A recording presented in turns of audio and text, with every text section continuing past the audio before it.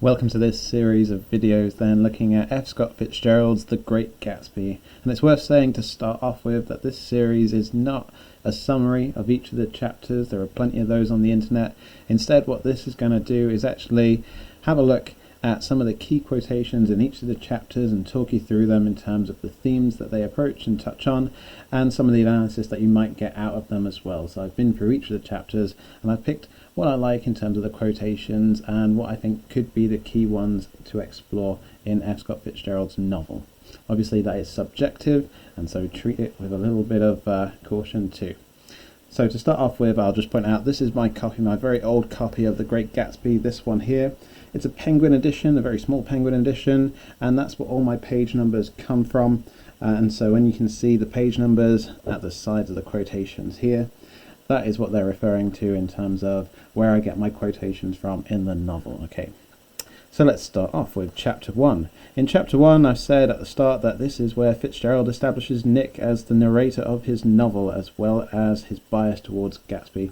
So it's interesting that we've got an intermediary narrator that Fitzgerald uses, and it's a character, and the character tells us the story. He tells us it in retrospect, and he certainly has a fantastic bias towards the character of Gatsby, and he shows us this straight from the offset. So beginning with the first quotation that I've chosen, it says, "In consequence, I'm inclined to reserve all judgments." He reserves his judgments. He doesn't give his opinion straight away. And this is because of all the times when he's been at university or college, as they say, all the people who want to confide in him, and he hates it. He hates it when people confide in him, so he reserves his judgment and he doesn't speak very much. It's what his father has told him to do, and in consequence it means that people basically confide in him a lot, whereas he doesn't tell them very much in return.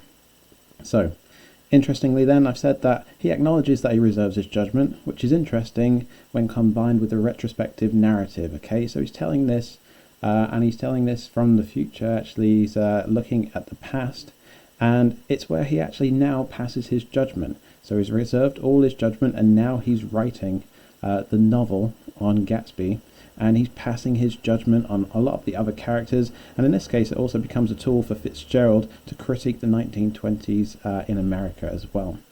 So what I've said over here is that perhaps this informed perspective reassures the audience. So he says, I've reserved all my judgment and now I'm passing my judgment. So maybe it reassures us that actually Nick's account is a truthful account, and other accounts would be a little bit more biased towards other people or other situations, and actually we're supposed to trust Nick from the offset.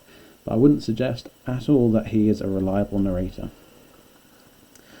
Moving on then. On page 2 of my novel, it says, Gatsby, who represented everything for which I have an unaffected scorn.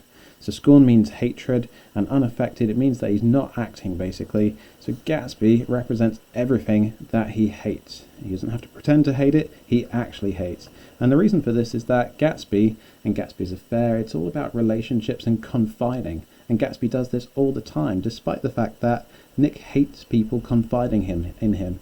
He doesn't like being told other people's stories and gossip and rumours, but Gatsby does this, and Gatsby seems to be the exception, because Nick actually likes Gatsby, and he actually, wants to be around Gatsby and likes Gatsby's story. So in this case, if Gatsby is the exception for Nick, then perhaps Gatsby becomes the exception for the audience, because we at the moment have to trust Nick. He's the narrator, and he's telling us what to think at the moment. Moving on. We have this line. I'm not a particular fan of this line, but it's interesting to look at. It says, I participated in that delayed Teutonic migration known as the Great War. So the Teutonic Empire was the pre-German Empire, basically, and the Teutonic migration is the German migration in the Great War, World War I, which seems to be a fantastically flippant way to talk about a war that killed so many people, essentially. So when it comes to this quotation, it's interesting because Fitzgerald himself, he dropped out of university at Princeton and he joined the army in 1917, but he never actually made it. And so he wasn't a war hero. However, because Nick seems to be a war hero, he participated in this delayed Teutonic migration. Maybe that means that we're going to find him an admirable character. We're going to like him, especially when this was written in the 1920s. People would see that returning heroes from war and they would admire them, basically. They would admire these people that come back from war, that had fought for their country and done their duty, basically. So maybe we're supposed to admire Nick, but the fact that Nick's telling us this is maybe he wants us to like him at the same time. Moving on then. We've got this quotation. It's a really nice quotation, actually. It says, "This isn't just an epigram. Life is much more successfully looked at from a single window after all." And so at the start, again, he's trying to reassure us. This isn't just an epigram or a witty saying or anything like that. It's not him just being clever.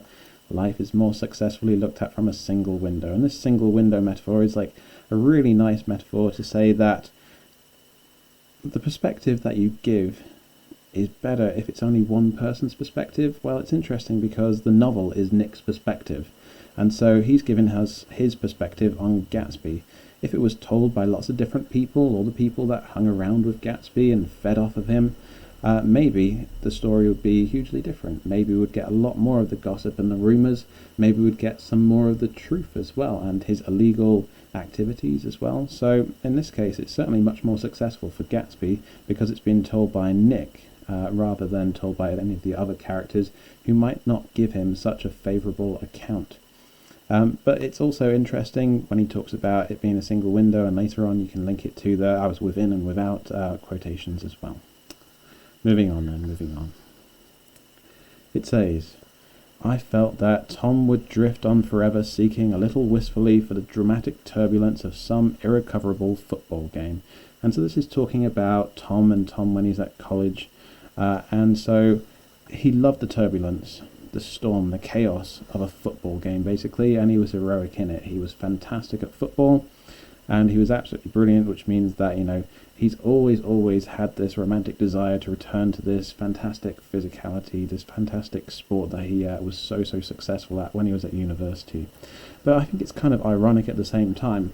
Tom seems to be searching out for this irrecoverable football game, and Gatsby's also seeking out something that is, again, irrecoverable. But Gatsby, his romance for Daisy seems a little bit more noble than a football game, and it's almost as if Tom doesn't take his marriage very seriously, because despite the fact that he is married and he's got a family now, he's constantly looking for this turbulence, this football game, and maybe that's why he goes off on his sprees and has affairs with people like Myrtle. Moving on then, the next quotation that I've chosen for you is this one. "I've always had the impression that he approved of me and wanted me to like him with some harsh, defiant wistfulness of his own." So it's an interesting perspective, is what I said. Nick openly admits that Tom is making an effort, and you've got to imagine that Tom has invited him around for dinner in this first chapter, and having dinner around the table is a very elegant affair. And he is making an effort with Nick, and yet Nick, in this retrospective narrative, demonizes Tom and makes him seem to be a horrible person, even though at this point in the story, Tom's just being friendly to him, Tom's just being kind. And so we've got this bias at the start. We're supposed to hate Tom, and we're supposed to admire and like Gatsby. Moving on then. One of my favourite characters in the novel is Jordan.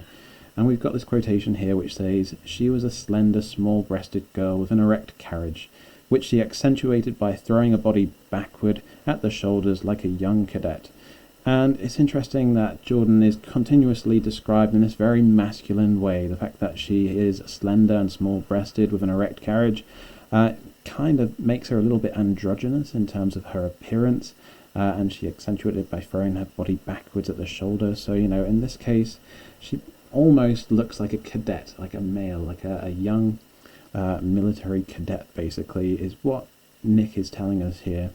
And then throughout the novel, she is also described in more masculine ways as well, and she seems to be the exception. So she has a gender-neutral name, let's state that straight away. Physically, she's almost androgynous, and she makes a living playing golf. She actually makes a living herself.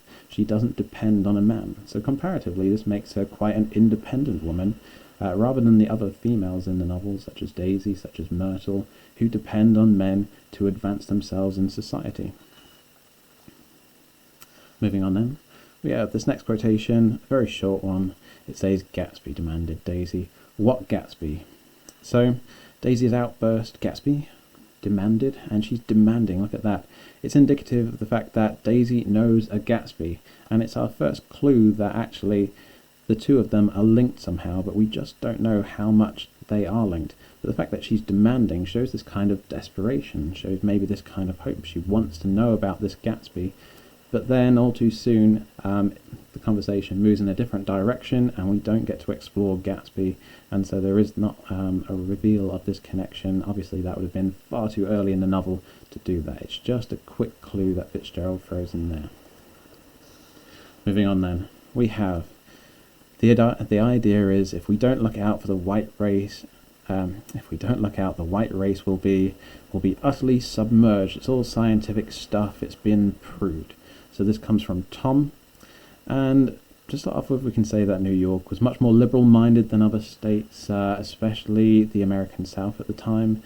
But you've got Tom's blatant racism, and whilst it might not be out of place, he is old money, upper class, and he wants to protect his position, his status in society.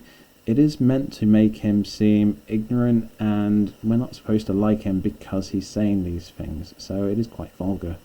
So the fact that it is a vague statement, it's all scientific stuff, as if he knows it but he hasn't done the science himself, it's been proved, it makes him seem really ignorant, and we're supposed to dislike him, which is ironic considering Fitzgerald himself is guilty of some very racist remarks in his youth as well, especially if you look at some of his letters to his friends.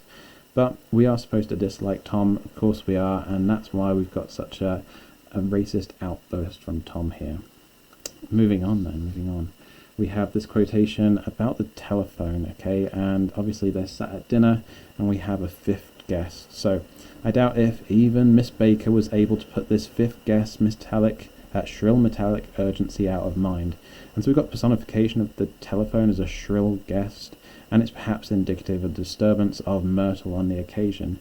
But it could also be a little bit further than that. You could go a little bit further. It could be the disruption to Tom and Daisy's relationship, or you could go even further and you could suggest that the lower classes are disturbing the elite upper class society in this case.